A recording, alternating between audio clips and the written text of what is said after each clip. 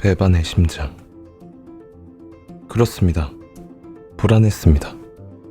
전 너무나도 끔찍한 불안과 초조에 시달려왔고 그건 지금도 마찬가지입니다.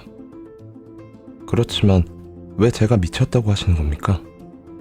병으로 인해 제 감각이 날카로워진 것이지 파괴되거나 무뎌진 건 아니니까 드리는 말씀입니다. 무엇보다도 청력이 유난히 날카로워졌습니다. 천지의 소리를 모조리 들을 수 있죠. 지옥의 소리도 많이 들리고 말입니다. 그런데 어떻게 그런 저를 미친 사람이라고 하실 수 있단 말입니까? 제 말씀을 주의 깊게 잘 들어보세요.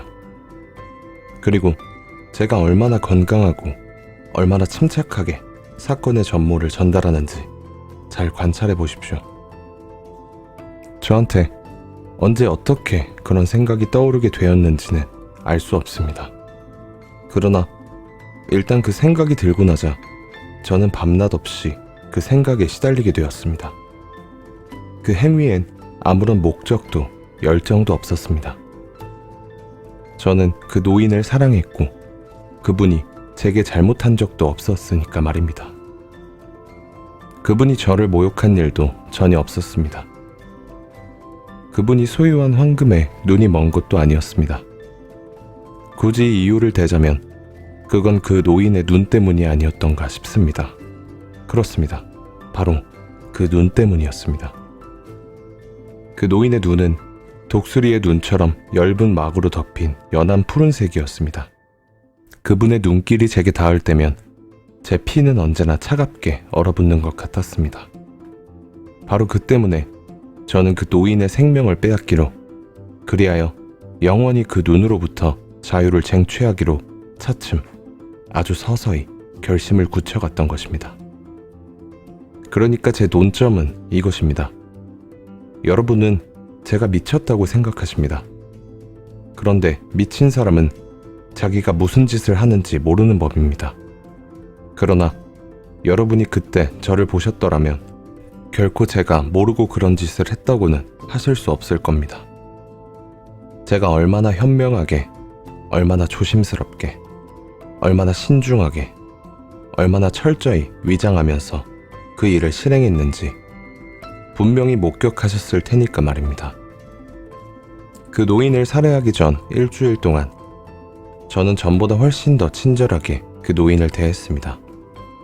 그리고 매일 밤 자정 무렵 그 노인이 주무시는 방 문의 빗장을 조용히 풀어 열었습니다. 그런 뒤 제 머리가 들어갈 정도로 문이 열리자 불빛이 새어나오지 않도록 단단히 뚜껑을 덮은 어두운 등불을 문 안으로 먼저 집어넣고 그에 이어 제 머리를 들이밀었습니다. 머리를 들이미는 제 노련한 솜씨를 보셨다면 아마 웃으셨을 겁니다. 노인이 잠에서 깨지 않도록 천천히, 아주 천천히 제 머리를 움직였으니까요. 제 머리를 완전히 들이밀어 침대에 누운 그분을 볼 수 있기까지 1시간이나 걸렸다면 말 다 했죠. 그렇게 사려 깊게 행동하는 사람을 과연 미쳤다고 할 수 있을까요? 그런 다음, 그러니까 머리를 방 안으로 완전히 들여놓은 다음 저는 조심스럽게 등불의 뚜껑을 열었습니다. 오, 아주 조심스럽게, 아주 조심스럽게 열어 그 독수리 눈에 단 한 줄기 빛만 비치도록 했습니다.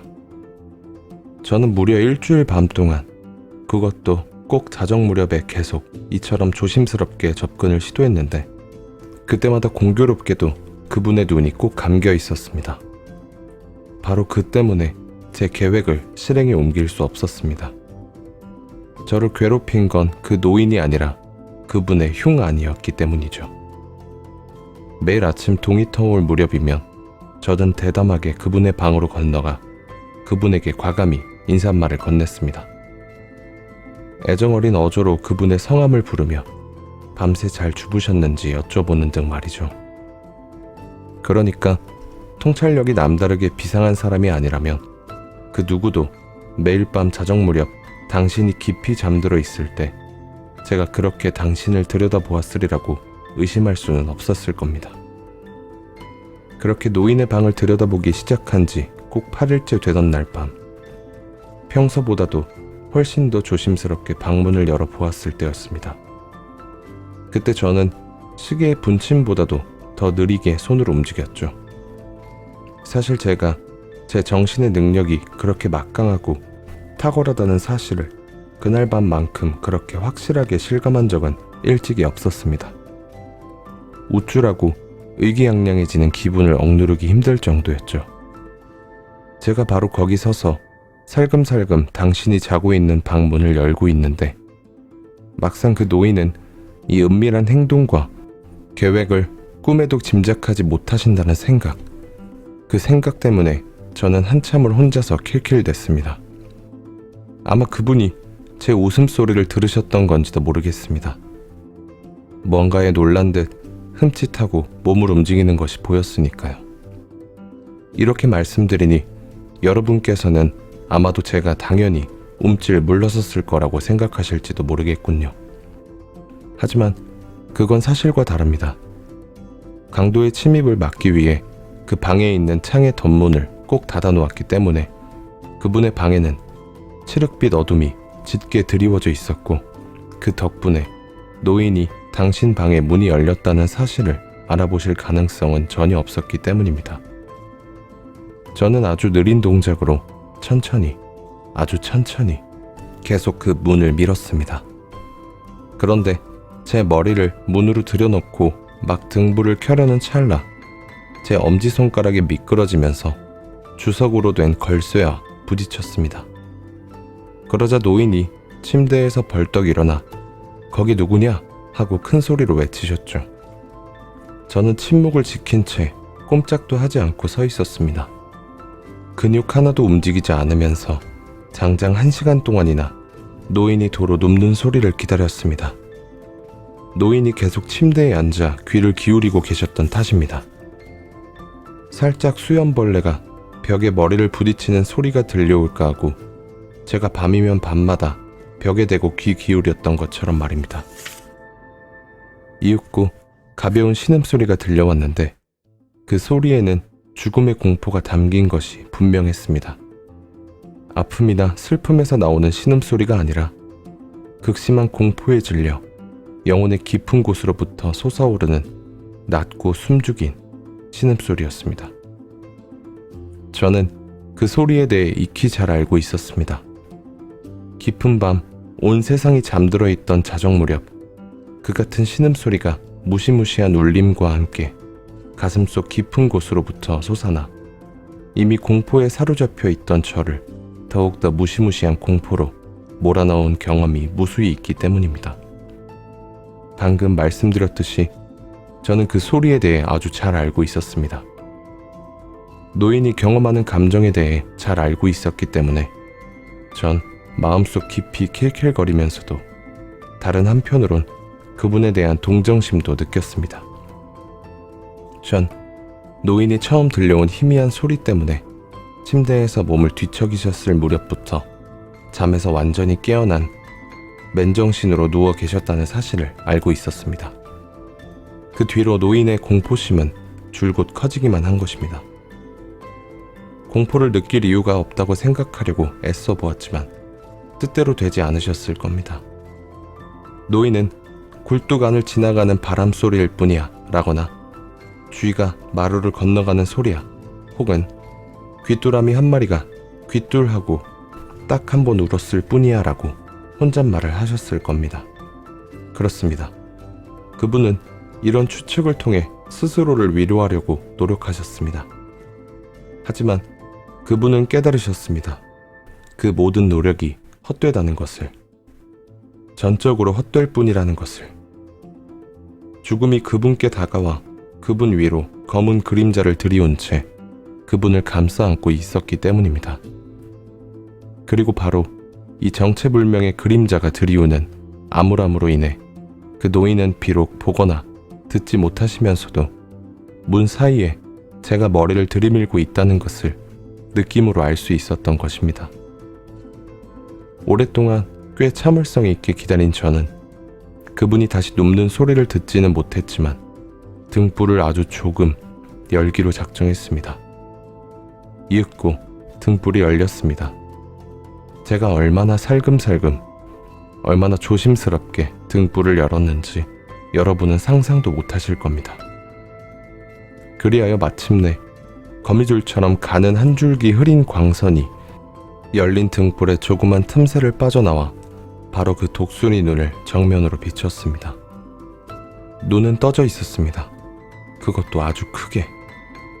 그 눈을 바라보자 분노가 머리 끝까지 치솟았습니다.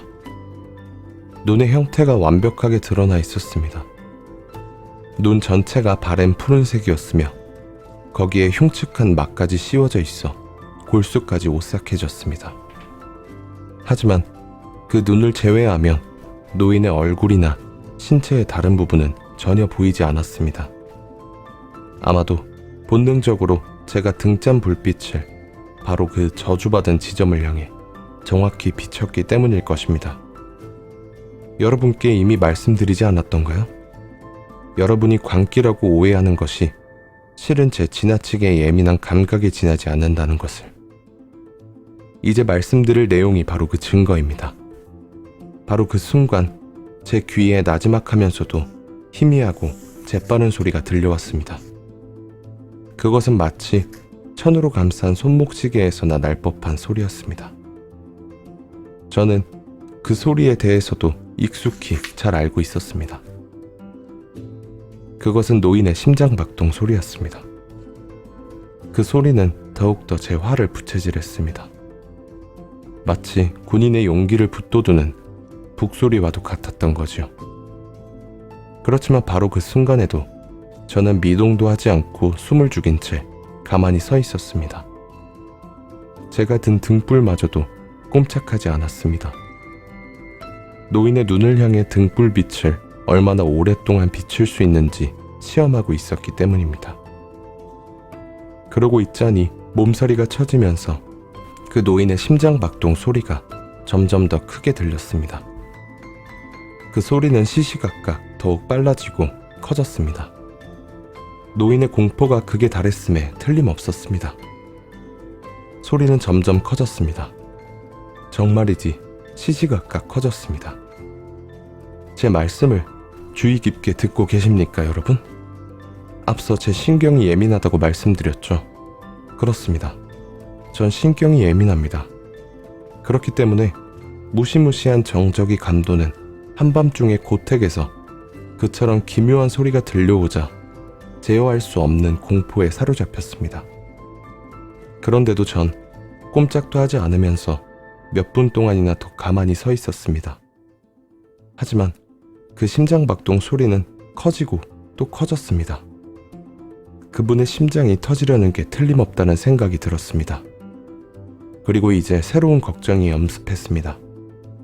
그 심장박동 소리가 이웃의 귀에도 들릴 게 아닌가. 노인을 처치해야 할 시간이 마침내 왔구나.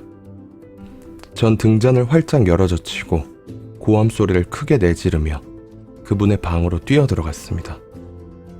그분은 딱 한 번 단말마의 비명소리를 냈습니다. 저는 즉시 그분을 바닥으로 끌어내리고 무거운 침대를 끌어다 그분의 몸을 감췄습니다. 그러고 나서 저는 제가 달성한 결과에 대해 만족해 활짝 미소를 지었죠. 그러나 노인의 심장에서는 희미한 고동소리가 계속 들려왔습니다. 하지만 전 그 소리 때문에 당황하지 않았습니다. 그 정도 소리라면 벽 너머까지 들리지는 않을 테니까요.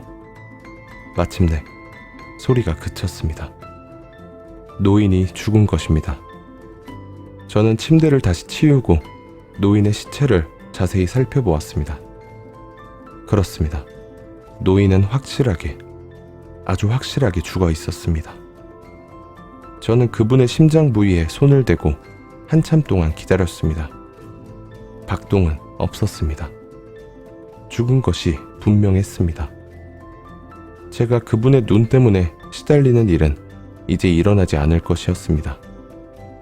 만일 여러분이 아직도 저를 미친 사람이라고 생각하신다면 제가 그 시체를 감추기 위해 어떤 현명한 예방 조치를 취했는지 들으시면 생각이 달라질 것입니다. 새벽이 다가오고 있었으므로 저는 조용히 하지만 서둘러 움직였습니다. 저는 우선 시체를 토막냈습니다. 머리와 팔과 다리를 차례차례 잘라냈습니다. 그런 후 저는 마룻바닥에 깔린 마룻장 3개를 들어 올려 시체 토막을 모두 그 아래 각재들 사이에 내려놓았습니다. 그렇게 한 후 저는 마룻장을 아주 감쪽같이 제자리에 되돌려 놓았습니다. 인간의 눈으로는 거기서 어떤 이상한 점도 발견할 수는 없었을 것입니다. 씻어낼 것도 전혀 없었고요. 얼룩이나 핏자국도 없었으니까 말입니다. 그런 것을 남기기엔 전 너무도 조심스러웠죠. 큰 통에 그것을 모두 받아냈으니까요. 제가 이런 작업을 끝냈을 때는 새벽 4시였습니다. 아직 자정처럼 깜깜했죠. 시계가 4시를 알릴 때 누군가 바깥문을 두들기는 소리가 들려왔습니다. 문을 열러 내려가는 제 마음은 가벼웠습니다. 그 순간 제가 뭘 두려워할 필요가 있었단 말입니까? 남자 셋이 들어서면서 경찰관이라며 예의 바르게 소개했습니다. 한밤중에 비명소리를 들은 이웃들이 혹시 살인이라도 난 게 아닌가 걱정된다며 신고를 했으며 이 정보가 경찰서의 장부에 기록되었기 때문에 가택수색을 하러 나왔다는 것이었습니다. 저는 미소를 지었습니다. 제게 무슨 두려워할 이유가 있었단 말입니까? 저는 경찰관들에게 환영한다고 말했습니다. 비명소리는 제가 꿈속에서 지른 거였다고 했죠. 그리고 노인은 해외여행을 가고 안 계시다고 덧붙였습니다. 그런 뒤 저는 손님들을 집 안으로 안내했습니다. 그리고 수색을 하시라고 부탁했습니다. 그러다가 마침내 노인의 방으로 그들을 안내하게 되었습니다. 저는 그들에게 노인 소유의 기중품들을 보여주면서 그것들이 없어지거나 흐트러져 있지 않다는 사실을 알려주었습니다. 그리고 자신감에 도취한 나머지 방에 의자를 가지고 와 경찰관들에게 피곤하실 텐데 좀 쉬시라고 권했습니다. 그러면서 완벽한 성공을 이룬 사람 특유의 의기양양함으로 걷잡을 수 없이 대담해져서 피살자의 시체가 숨겨진 바로 그 지점에 의자를 가져다 놓고 앉았습니다. 경찰관들은 만족한다고 말했습니다. 제 태도가 그분들의 의심을 깨끗이 없애드렸다는 거였습니다. 제 태도는 정말 여유로웠습니다. 그분들도 의자에 앉았습니다. 저는 그분들의 질문에 명랑하게 대답했으며 그분들은 곧 일상적인 잡담을 나누기 시작했습니다. 하지만 오래지 않아 저는 얼굴이 창백해지면서 이제 그만 경찰관들이 돌아가 주었으면 하고 바라게 되었습니다. 머리가 아프고 귀에서 윙윙거리는 소리가 났기 때문입니다. 하지만 그분들은 앉아서 잡담을 계속했습니다. 이명은 더 심해졌고 끈질겼으며 더욱더 분명해졌습니다. 이명으로 인한 불편한 기분을 없애기 위해 저는 더욱 허물없이 짓거려댔습니다. 그러나 이명은 계속되었고 자꾸만 더 분명해졌습니다. 마침내 전 그 소리가 제 귓속에서 울리는 것이 아니라는 사실을 알게 되었습니다. 제 얼굴은 물론 극도로 창백해졌습니다. 그러면 그럴수록 더욱 활기차게 더욱 높은 목소리로 대화를 계속했습니다. 하지만 그에 비례해 소리도 점점 커졌습니다. 그렇다고 제가 할 수 있는 일이 도대체 무엇이 있었겠습니까? 그것은 천으로 감싼 손목시계에서나 날 법한 낮고 단조로우면서도 빠른 소리였습니다. 저는 점점 더 숨이 가빠왔습니다. 그렇지만 경찰관들은 그 소리를 듣지 못하는 듯 했습니다. 저는 더욱 빠른 말씨로 더욱 격렬하게 대화를 이어갔고 목소리는 점점 커졌습니다. 저는 이제 자리에서 벌떡 일어나 별것도 아닌 일에 목청을 높이고 격렬하게 손짓을 하며 논쟁을 벌였습니다. 그렇지만 소음은 여전히 커졌습니다. 이 사람들은 도대체 왜 안 가려는 것일까? 저는 그들의 말 때문에 화가 난 것처럼 마루 위를 뚜벅뚜벅 서성댔습니다. 하지만 그러는 와중에도 소음은 커졌습니다. 오 신이시여, 제가 도대체 무슨 일을 할 수 있었단 말입니까? 저는 입에 거품을 물고 장광설을 늘어놓으며 욕까지 했습니다. 의자를 앞뒤로 흔들기도 하고 그것을 마루판에 문질러 삐걱거리는 소리가 나게도 만들었습니다. 그러나 소음은 그 모든 소리에도 불구하고 자꾸만 커졌습니다. 그 소리는 커지고 또 커졌습니다. 그런데도 경찰관들은 기분 좋게 잡담을 즐기며 미소를 지었습니다. 그분들이 그 소리를 듣지 못하는 게 과연 가능하단 말입니까? 전지전능하신 하나님이시여, 그럴 수는 없다. 그들한테도 그 소리가 들린다. 그들은 의심하고 있다. 알고 있다. 다만 내 공포를 비웃으며 즐기는 거다. 저는 그렇게 생각했고 지금도 그 생각에는 변함이 없었습니다. 이 같은 고통의 몸부림에 비하면 그 어떤 상황이라도 나을 거야. 이 같은 조롱에 비하면 그 어떤 것도 참을 수 있을 거야. 더 이상 이 위선적인 미소를 참을 수 없어. 저는 비명을 지르든지 죽든지 둘 중에 하나라고 느꼈습니다. 그리고 그 순간 또다시 들어보라. 커진다. 나쁜 놈들 같으니. 저는 쇳소리를 내며 외쳤습니다. 더 이상 시침이 떼지 마. 내가 한 짓을 자백할 테니 이 마루장을 뜯어보라고. 여기, 바로 여기. 이 소린 바로 그 노인네의 흉측하기 짝이 없는 심장박동 소리야.